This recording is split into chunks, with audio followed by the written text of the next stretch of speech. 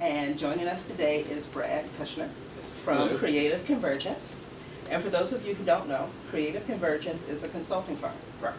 And they specialize in content monetization, consumer engagement solutions, and business development. Yes. So, before we roll up our sleeves and dig in, just want to let everybody know that if you have questions, and I know you will, you can tweet them to #NATPE or enter them into the StickCam chat area. So Brad, are you ready? I think so. Okay. Let's give it a shot. Great. So, I got a chance to look at your bio. Yes. Extensive experience. Oh, Your thank credits you. go on and on and on. So, I want to know, what motivated you to get into this business, and how did you get your start?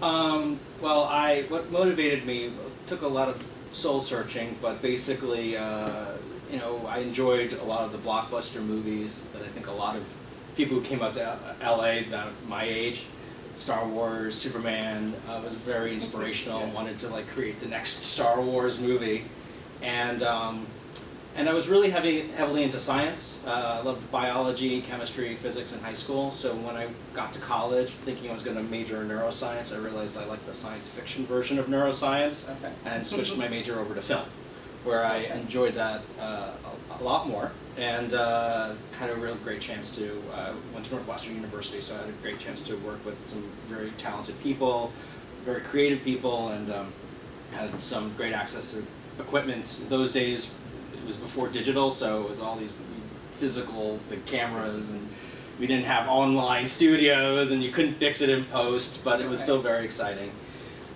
So after I graduated, I moved back home to New York, worked on a small independent film, enjoyed working with the crew, but realized what I really wanted to do was work in creative development and for more blockbuster films. And I was able to have the opportunity to go do a tour at Universal Studios, an inside tour, got to meet some executives, realized that's really where I wanted to be, was work in Hollywood and work in LA. So I got on the next plane by the end of the year, moved out, and basically hassling the HR department. In those days it was a lot easier. They really wanted to get you a job to get off their back. So I was able to get a production assistant job for Ivan Reitman, who directed Ghostbusters and Animal House, and at that year I worked with Space Jam and Private Parts and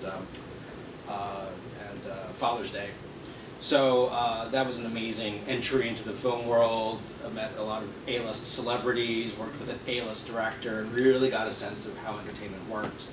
And so from there, leverage, working with, through another friend of mine who's also an alum, got me a job at William Morris, worked in the literary agency for literary agents, and one of the things that they did was they covered studios. So I got a chance to talk to the studio execs at Sony Pictures Entertainment, which is what my boss was covering.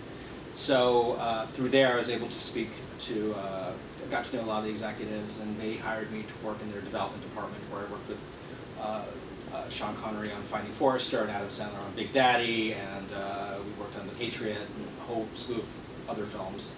Got a real good inside sense of how the studio works. And then basically from there, I wanted to start doing something a little bit more on my own, and that's how I met my business partner, Philippa Burgess. She already started on her own as a literary manager. She came from ICM. I knew her because she was working for an agent at ICM. We talked on the phone all the time, and when she started her company, she said, hey, why don't you come over and help me out with the literary management? So we started there, and started building our consulting. So I think I probably gave you more than... That's exactly what I was looking for, because I was going to ask you, how you got your start, and how you ended up with Creative Convergence. Okay. Here we are with Okay, so I can continue on then. That's perfect. Yes. So basically what happened was we started out as literary management for a couple of years strictly. That was a time when spec scripts were selling. Right. And eventually the business changed where where there was a strike that never really happened in 2003. They called it a de facto strike. Right. So a lot of these studios stockpiled scripts, and then they weren't selling anything. So I was talking to Philippa, and I said, we need to come up with a business model that doesn't just rely on when you sell scripts, because if you do, you're doomed.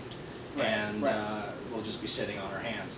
So we developed a consulting model where we worked with specifically content creators on their websites, building their platforms, writing book publishing, book outlines basically to some of the publishers, which in those days was a much easier thing to do. Right. You know, publishers were interested in giving you an advance to write the book, not so much anymore. Right. You know, and websites were in. So we kept that department while running literary management, and then changed the company to call it Creative Convergence, because we were converging some technology using websites and literary management with screenplays and publishing, and some PR, because we had to also continue marketing some of those writers. So we did that for a couple of years, and then as screenwriting started going down, studios and TV, and a lot of studios have started stopped buying a lot of scripts. It's gone, you know, that market has gone down. We started finding ourselves still doing a lot of the consulting, but some of the technology companies, like startups, were looking for solutions, had solutions to the entertainment, how to work on second screen, how to, what kind of apps is the entertainment company looking for, can they license content, and so they started asking some of those questions. And actually, two of the clients that really started working with came from PitchCon last summer. And from there, we started working more on the consulting side. So now we're working with how do you monetize content, because now you can monetize content not just as a traditional way of television, film, which we are still active in, but also second screen, apps, you know, just online itself. How do we monetize those consumer engagement solutions for how do we match content and technological platforms with brands who are looking to engage their audience directly, as opposed to just dealing with the 30-second spot or, you know, a product placement in a movie. And we've been getting a good sense that a lot of brands are looking to move in that direction, and wanting to find out what kind of solutions are there. So, because they realize they can now connect and have the analytics, if it's the right platform, to get 500,000 people to look at their stuff, as opposed to sort of the amorphous, well, millions of people saw the 30-second spot, are hoping they'll buy our soda. You know, so we're realizing there is a need for that, and we're trying to, you know, solve that problem into the solutions.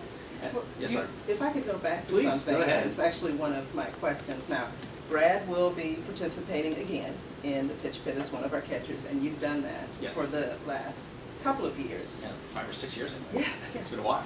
Now, usually you come looking for projects, Correct. but this time you're looking for something a little different. Yes. So I would love for you to share what that is. Sure.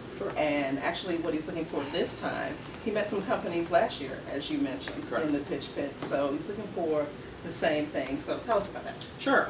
We are looking for startup companies with technology solutions that have an idea, have a solution that can help with content, whether it's film or television, or have a solution that is entertaining, that's can gamify is the term, you know, an experience by, you know, gamify is basically like the idea of you know, doing something interactive, getting people to kind of run around and do it because it's part of the app. So like using GPS location, then you go to one spot, then you get a coupon, and you can go to another spot, get another coupon, and making it kind of interactive and fun.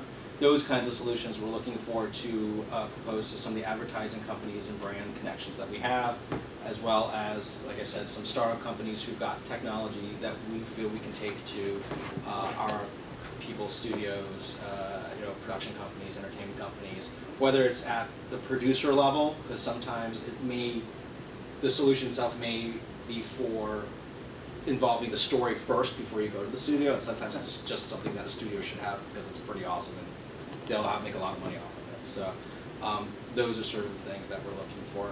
And we're also looking to help content creators. We do have some content creators we've met through NATPE as well, where they do have a show that's already produced, but they need some marketing and business development to take it from a few markets to a much broader group of people, a broader audience, or even taking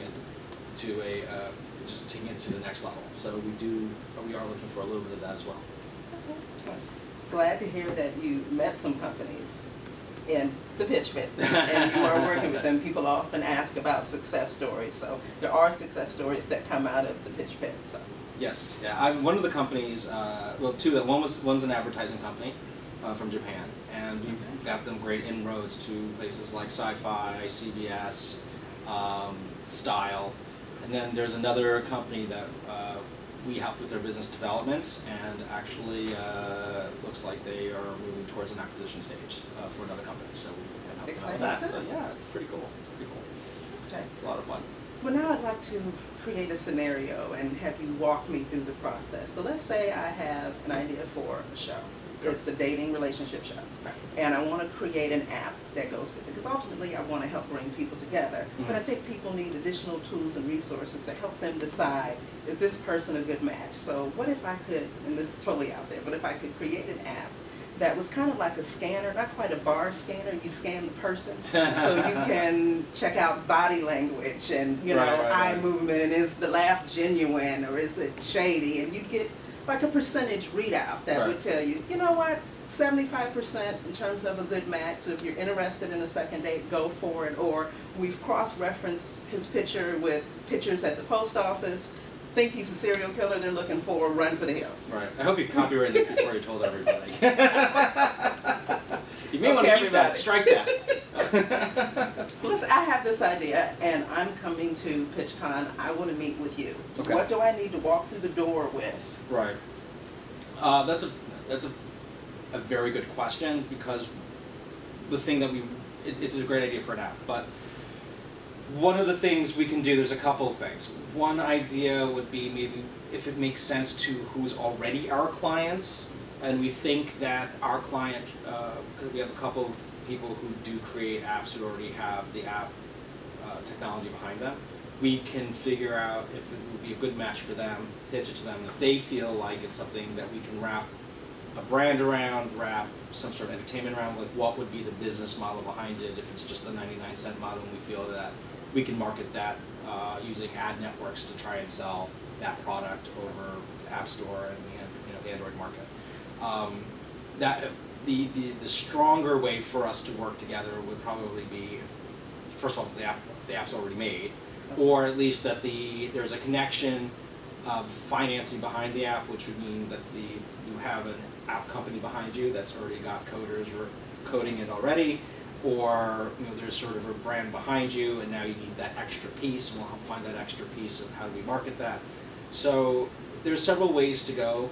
To be a client of ours, it would make more sense if you've already had the coding behind you. Now you need that extra piece. You need the brand piece. You need the entertainment. You need to meet entertainment companies to get it in there. How do we market that? You need a marketing plan to get it out there so people download the app. Then you would be more of a client. If it's just a general idea, then it wouldn't be a client, but we would say, hey, this could be a good idea for these reasons, and we'll introduce you to one of our clients, in which case then there may be some sort of synergy there. Okay. Let's see. I just want to circle back a little bit, because you already shared with us what you're looking for. Mm-hmm. Is there anything that you want to make crystal clear that you're not looking for? Well, to be honest, we're not looking for feature pitches anymore. Our literary management is pretty much full. We're at full capacity with our literary management. And so we're not really looking for feature films. We're not really looking for TV show ideas like we used to, for the very similar reasons. Again, we're really looking for new technologies that could be multi-platform entertainment or brand-based type of companies or ideas. I mean, even the ideas could be pitched, and then again, maybe like we were saying about the app, can we match it? Okay. And can we match it to entertainment? And is there something there that maybe we can fit with what our experience is now? But we really aren't looking for, I've got a great idea for a thriller, I've got a great idea. It's just, there's so many components these days that require for us to sell those screenplays. So the clients that we have, we're already at sort of like capacity in terms of what we need to do to put all those pieces together. Because it used to be, in the beginning, it was because there was such a rush to buy screenplays, Right. that we would, and the business was so large and the money was really flowing, that the screenplay was good, that we can sell it to the developer, the development executive at the studio, and they'll figure out like how, and the producer, they'll figure out how to make it better.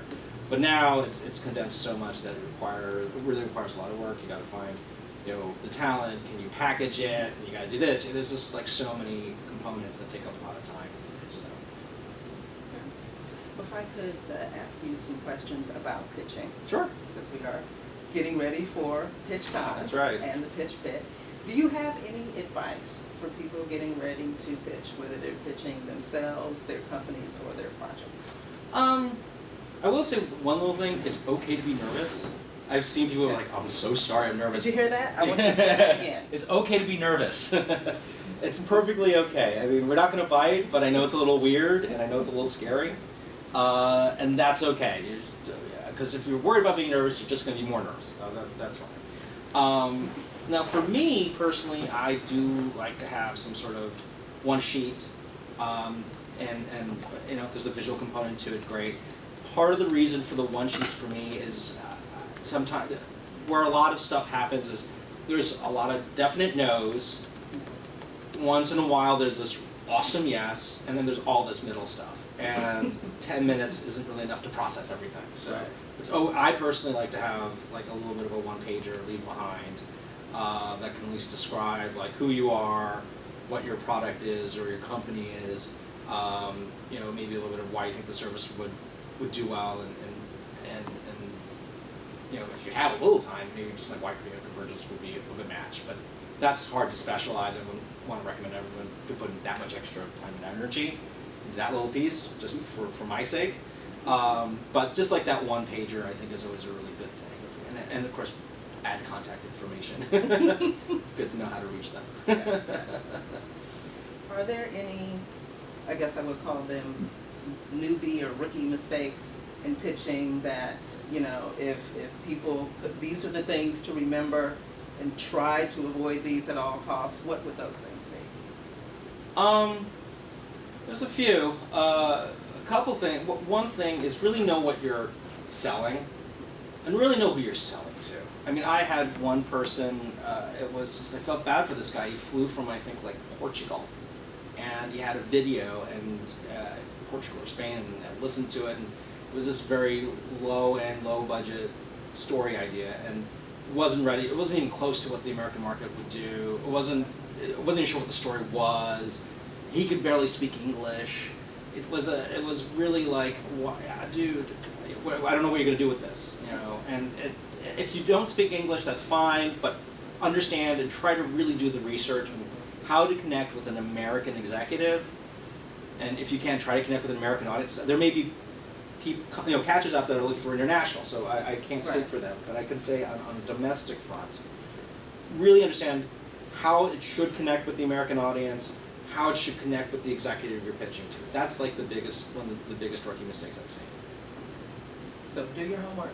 Do your homework. That's the way to do your homework. Do your homework. Oh, that's the other rookie mistake that I've had once in a rare while. Not with PitchCon, honestly, but with other pitches where they're like, oh, so what do you do again? So yeah, do your homework. I'm just like, I'm not here to pitch. Here to pitch. Right. So you mentioned sizzle reels. How important is it to have a sizzle reel? I've heard pros and cons. It could work for you, it could work against you. So does it depend on the project and the genre, and if you have talent attached and it's a name? How do you determine if you need one? It's a good question. I think if it's a really good sizzle reel, it's a pro. If it's a really bad sizzle reel, it's a con. I think it really depends. If what you're trying to sell to. If there's a sort of a reality show, I think the sizzle can work, especially if you've got a certain bit of talent that you need to show. That can be very helpful. If somehow you have the sizzle reel where the show and the movie is already made, and there's actually there is an A-list star to it, then yeah, that can be very helpful, or financing behind it. Where it doesn't help, which always begs the question for me, sometimes people will show a sizzle reel, maybe a little bit of piece of the pilot that they're interested in with actors, and they're doing their thing, and then later on, I find out that no, this is the show with the actors, and my thought would be, well, I don't know who you would sell this to, because it sounds like you've packaged it with people that you may find talented, but how do you sell this to a network? They're going to look at it and be like, I don't know these people. And that's where it can really, really hurt you. So it should be enough to get a sense of the idea, but open to interpretation to show that there is flexibility in terms of how it can be executed. It's to get the purpose of sizzle is to get them excited so that the executive who does see it would say, hey, I need to give this to my boss. And then they know when the boss sees it, they're like, I get it, because the person who's pitching is not going to be there. And say, I got to go send this to my boss. That is a good sizzle. Okay. So then you want to have attachments, but you want them to be flexible. You want room for the development executive, whoever you're pitching to say, oh, I like that. But what if we went in this direction? Right. Or what if we tweaked it that way? And you're not locked into talent. Exactly. Because you have all these The best sizzle reel is the one where they're like, I have an idea, why don't we try it this way? And then you get a call a week later, and they say, you know what? I can't get it out of my head. Like, send it to me. You know, that's when you really get the brain thinking. When you can get them to think like that, you've got them. So this reminds me of a scenario that I heard about recently where someone was in a similar situation, and they saw the sizzle reel. They had some loose attachments, and they wanted to see more. Their main concern was representation. Everything's happening so fast. How do you know when you really need representation? How far can you go along and do it yourself? And then when do you really need to have an agent and manager on board? Before, obviously, of course, you're signing on the dotted line. Right. I think it's when, I think the best time is after you've made that connection. It looks like there's a meeting going down. Sometimes maybe after the first meeting. If you can try and secure a manager before the first meeting, but you have a meeting on the books. That actually happened to us 3 years ago through PitchCon. Okay. We had a writer. Actually, it was a son and mom team, and they had a really great idea of a life story that they turned fictional. And right next to me was the Fox table. So they pitched to the executive at Fox. She wanted them to come in, but they came to us to help us. So we helped them make sure that they're going to say the right things, to help them kind of hear it. So she would get excited because my business partner and I liked the idea so much as well. So we both contacted them at the same time. Like, well, Fox wants to hear it, and we said, look, if you want, we can manage you with this because we think it's a great story. We love the idea already. And what we did was help them prepare for the meeting, get them to understand how to navigate the system, and kind of help them move forward. So that's a really good time to engage when you have them on the hook. And let me tell you, when you have the executive on the hook, not I contacted Fox and I spoke to the assistant and they said, oh, in order to come in you need a manager. That's every studio, every agency says that to be polite because they don't want to reject, because in case it is, some bigwig really does want it and it does come to them, they don't want to be like, oh, I rejected this. They try to stay as open as possible and legally not get in trouble by accepting something that's unsolicited. So just hearing that isn't the time to get a manager. That's usually just the generic, pushing it off the table. It's when you actually do have that meeting, or the next meeting after that, when the executives say, yes, I will sit down with you, just tell me when, that could be a good time. Now, that's not to say you have to have the manager. It just could be helpful because there's a lot of preparation, and it's helpful to have the manager in the room sometimes when that happens, because there's so much Hollywood lingo that you need someone there to sort of interpret it. When they're like, I love this, well, what does that really mean? And be able to really get lay down the groundwork for that next follow-up step, because it is a number of steps before you can set something up. So if you're preparing for Pitch Pit and you don't even have your pitch package yet, you're going to be pitching for the first time, you don't have to spend a lot of energy worrying about representation. Just focus on doing your homework. Exactly. And being ready to pitch. Exactly. And if you have something hot, people will fall out of the sky. Exactly. And to help you. Exactly. And that's the thing with especially nowadays, I think with the way that the system works, especially with agents, it's harder to offset the risk these days. It used to be, a lot of people would sign. It was easier to sign because you had so many clients making so much money that you can offset the risk by taking chances on new clients who haven't made money. That's changed a lot. So you really want to make sure that all your ducks are in the row, that there is real interest, and the money's almost there, or the relationship's there, and it just needs a couple of extra pushes. It can't really start at the level that it used to, unfortunately. And you mentioned taking risks. Yes. And a lot of people are concerned about the whole risk factor, and they're concerned about their projects being stolen, and rightfully so.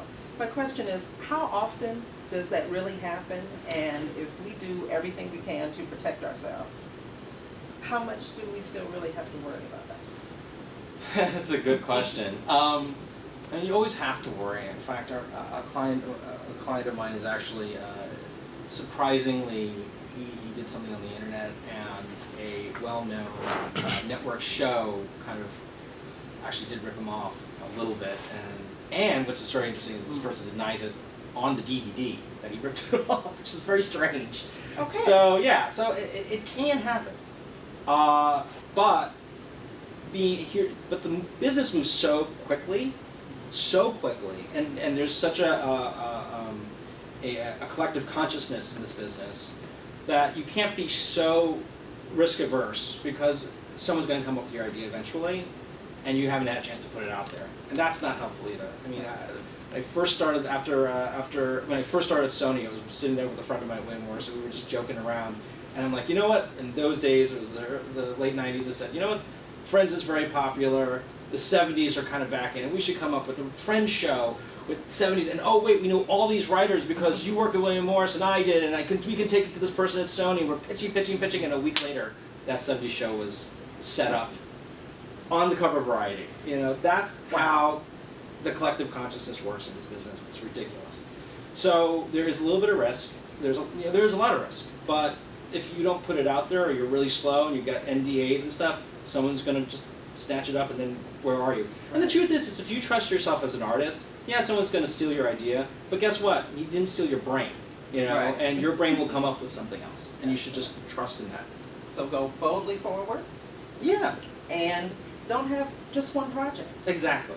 Have 10. Exactly. And, you know, and back it up with paperwork and stuff, and you know what, and see where that, you know, it will protect you enough. I mean, the thing is, the studios and all of they are legalistic and fearful of getting sued, very much so, and they don't want to be in those positions. They don't want to be in those positions if they can avoid it.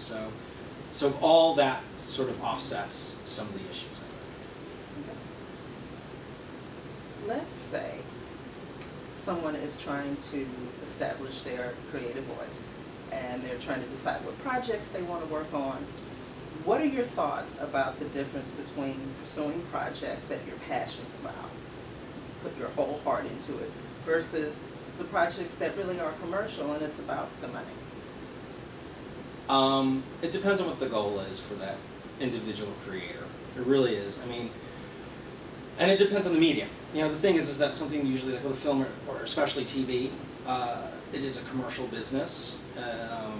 And TV, you know, it is about ad sales and commercials, and I think it was Les Moonves that said if he could, he would, you know, do a whole, CBS would be its own 24-hour commercial network, but no one just sits there and watches commercials forever, which is why they have TV. So while we respect the passion, you're not going to make money on a passion project, especially in television, if it's not going to go anywhere.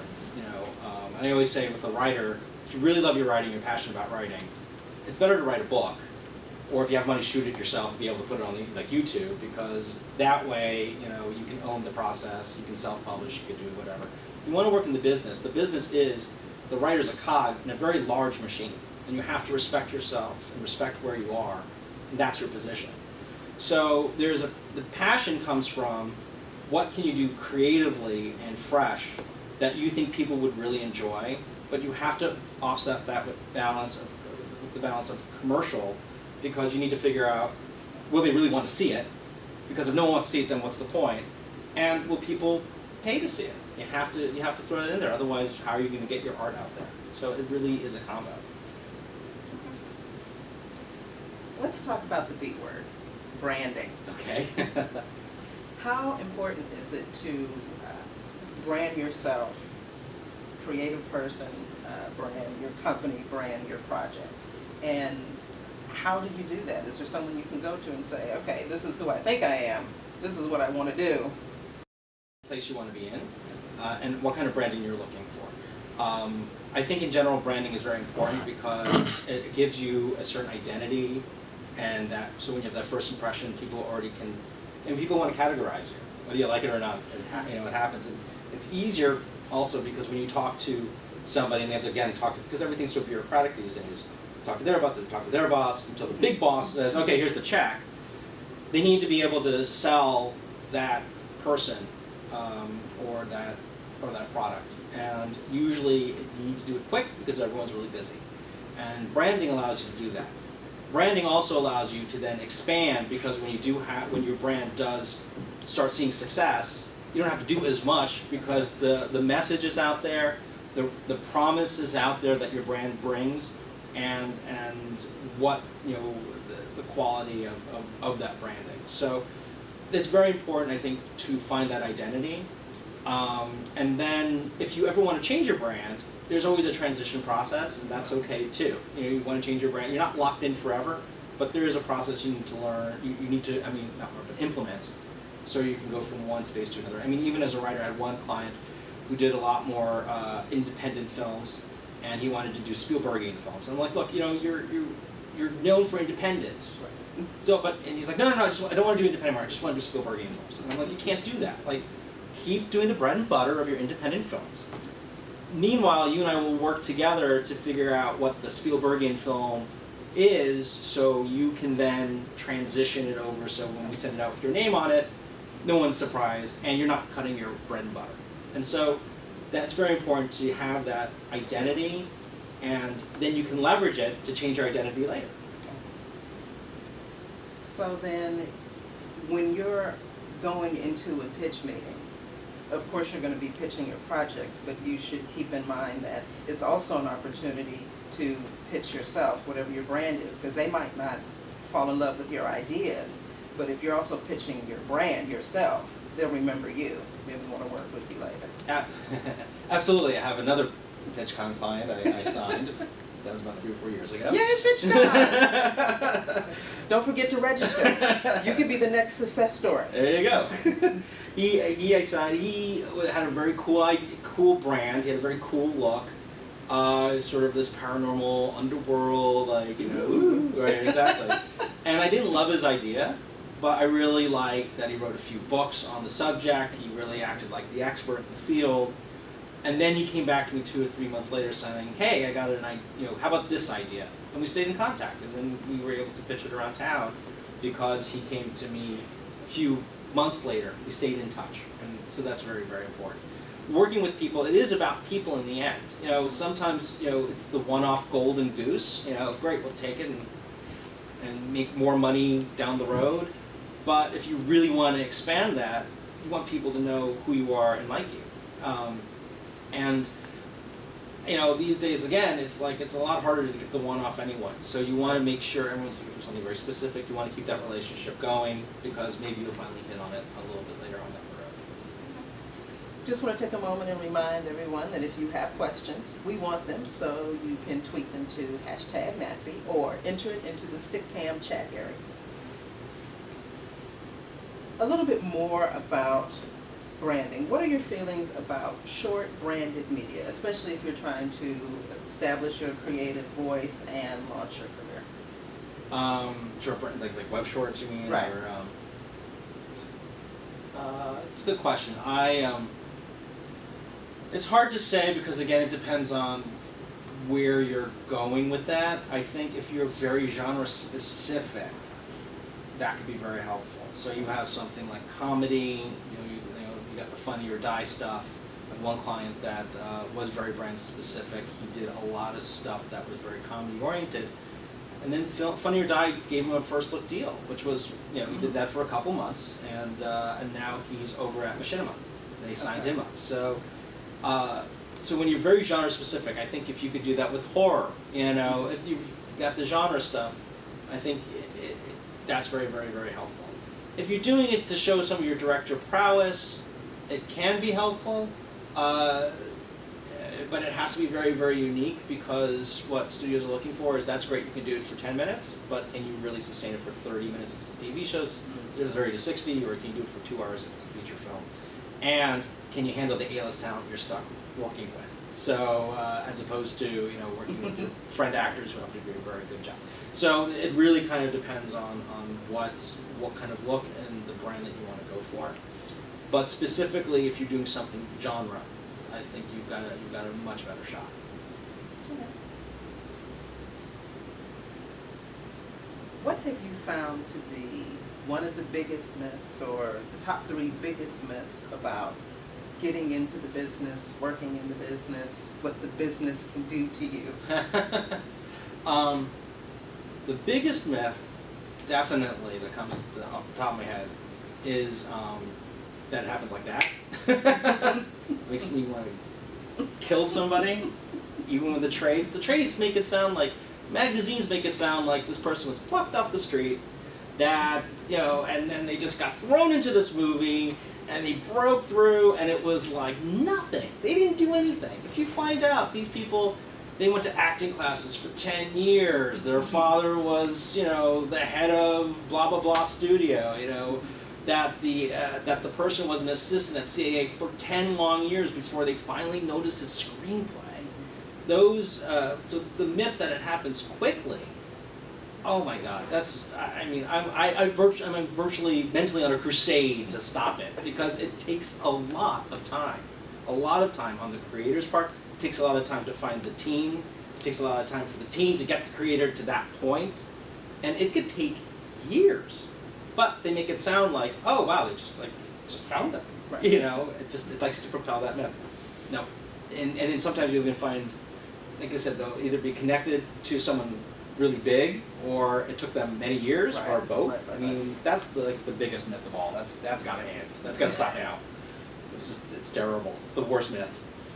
Well, let me know if we can help you in that crusade, because it's our mission to help our attendees be as prepared as possible when they come to PitchCon. So, I want to switch up a little bit. Okay.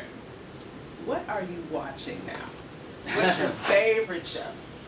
My favorite show. I would say Top Chef is my favorite show. I love Top Chef. I do. I think it's extraordinarily well done. There's always a twist.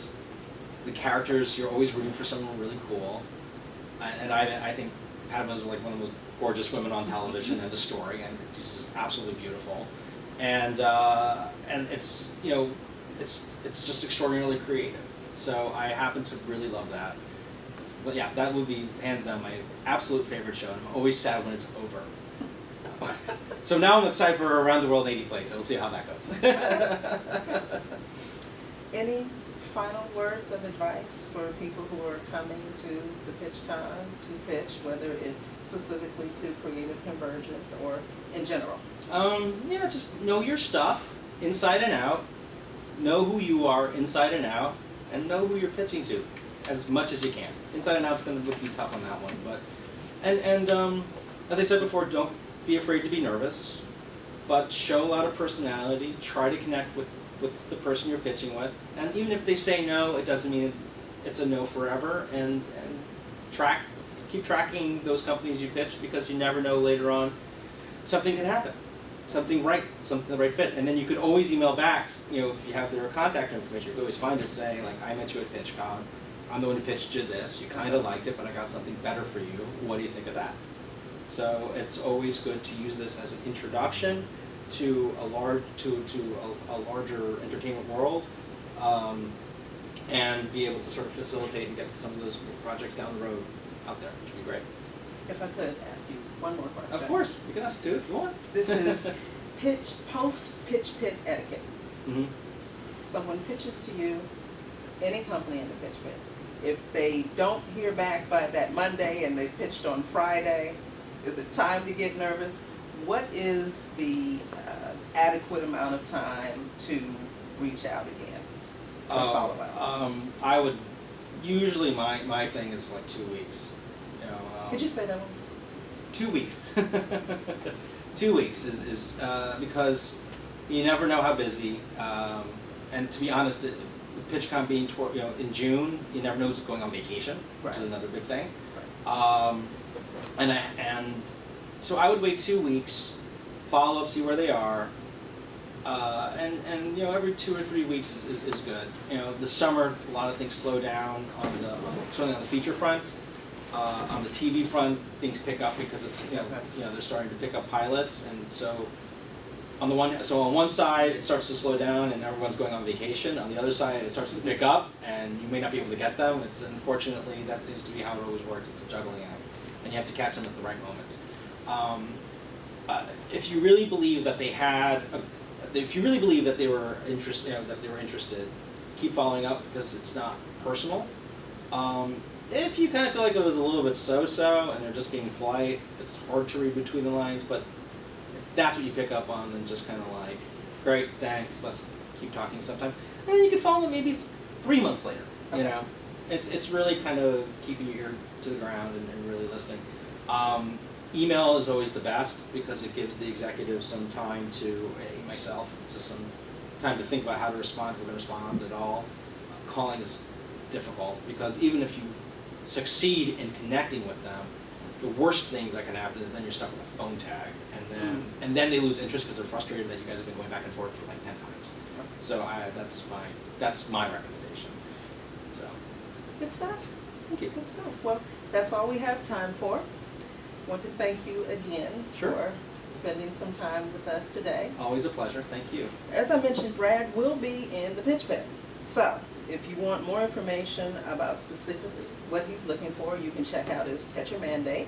Go to www.pitchcon.org and look under 2012 catchers. And if it seems like a good fit, then you definitely want to make sure that Creative Convergence is one of your top choices. Now, joining us next week will be Stephen Wright, and he's with Matt Bros Productions. He will also be a catcher in the pitch pit, so you don't want to miss it. And if you haven't done so already, register for PitchCon. That's where you need to be, June 7th and 8th at the Hollywood Roosevelt Hotel. So until next time, see you next week.